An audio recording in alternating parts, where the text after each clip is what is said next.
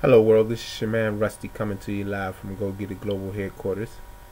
Go Get It Global, your premier business consulting, business coaching, business outfit that's looking to continue to assist the small business owner, new business owner, and the person that's thinking about starting a business. You can check us out at www.go-getitglobal.net as well as www.gogetitglobalcorp.com.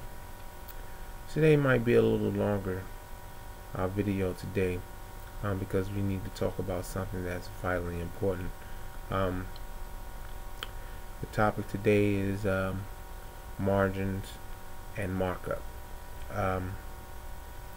We want to define them and then give examples of usage and how they can affect the bottom line of an organization. Now, if you like, you can check us also out at go to Instagram. You can go to Instagram and check us out on Instagram, Facebook, Twitter, LinkedIn, YouTube, and set Go Get It Global Corp.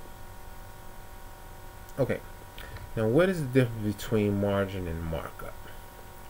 Margin and markup are terms used in deriving product cost and profits. The two terms have different meanings, which can lead to confusion when setting product and service prices and determining profit levels. Now, the mistake in the usage of these terms can lead to price setting that is substantially too high or low, resulting in lost sales or lost profits, respectively.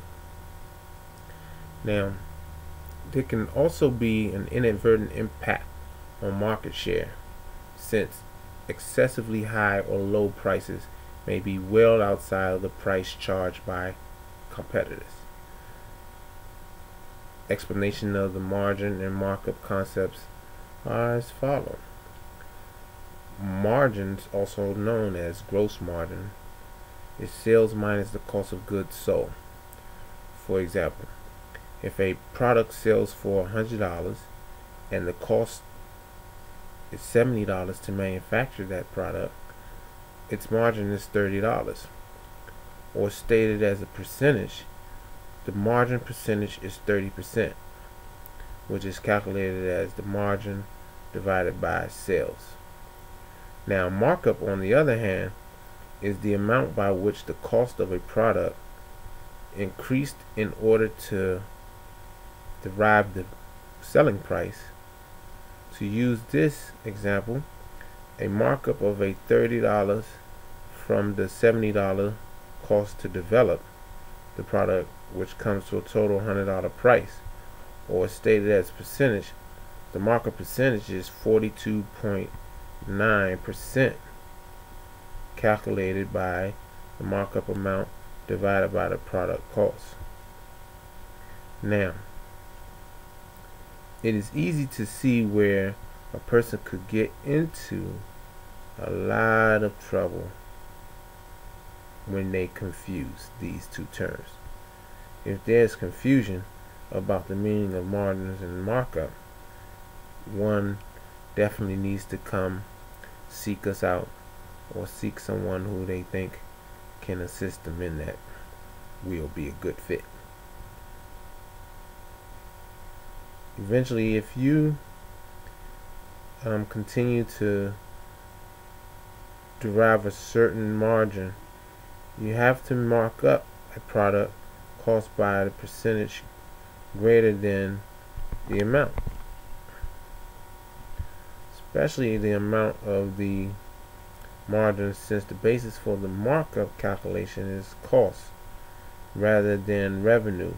Since the cost figure should be lower than the revenue figure, the markup percentage must be higher than the margin percentage. Now, the markup calculation is more likely to result in pricing changes over the time than a margin-based price, because the cost upon which the markup figure is based may vary over time, or its calculation may vary, resulting in different costs, which therefore leads to different prices. Now,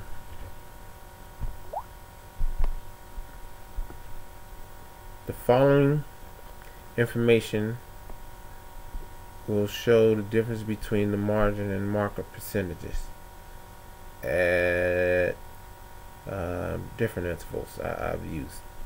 Okay, to arrive at a 10% margin, the markup percentage is 11.1%. To arrive at a 20% margin, the markup percentage is 25%. Like the example I just described, to arrive at a 30% margin, the markup percentage is 42.9%. To arrive at a 40% margin, the markup percentage is 80%. To arrive at a 50% margin, the markup percentage is 100%.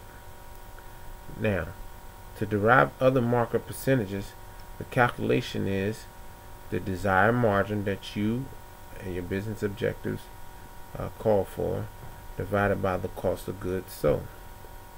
For example, if you know that the cost of a product is $7 and you want to earn a margin of $5 on it, the calculation of the markup percentage is $5 margin divided by $7 cost, which equals 71.4%. Now, if we multiply the $7 cost by 1.714, we arrive at a price of $12. Now, the difference between the $12 price and the $7 cost is the desired margin, $5. So, just by that simple mathematical computation, you should be able to understand and see. Consider having your internal audit staff review prices for a sample of the sales transaction to see if the margin and markup concepts were confused. If so, determine the amount of the profit loss, if any, as a result of this issue, and report it to management if the amount is significant. If you don't want to deal with your internal, you can call us. We'll be an external eyes for you and can recognize if in fact you mix them up. If the difference between the two concepts continues to cause trouble for your sales staff, consider printing cards that show the markup percentages to use at various price points, and distributing the cards to the staff. The cards should also define the difference between the margin and markup terms and show examples of how margin and markup calculations are derived. Again, if you don't, you can give us a call and we'll come and do that for you. Again, thank you so much. This is Rusty coming to you live from Go Get It Global Corp. You can check us again on www.go-getitglobal.net, or you can check us at www.gogetitglobalcorp.com, and you can check us out on Instagram, Facebook,